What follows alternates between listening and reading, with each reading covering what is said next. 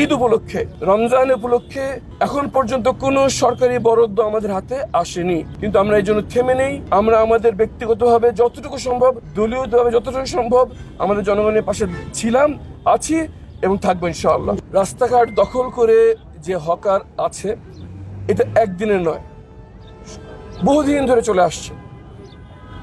প্রথমে স্বীকৃতি দিতে হবে যে এটা বৈধ নয়, কিন্তু একই সাথে আমাদের মনে রাখতে হবে যে এই হকার হিসেবে রাস্তায় দাঁড়িয়ে যারা ব্যবসা করছেন তারা ক্ষুদ্র উদ্যোক্তা, একেবারে খেটে খাওয়া সাধারণ মানুষ।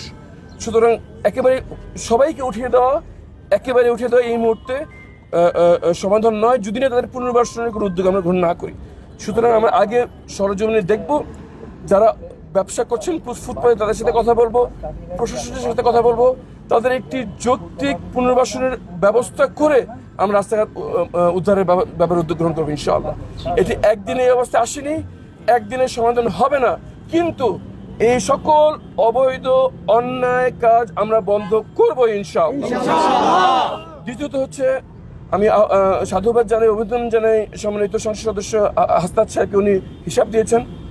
আমরা অনেক বিতরণ করেছি, কিন্তু সেটা একান্ত আমাদের ব্যক্তিগত এবং দলীয় তহবিল থেকে।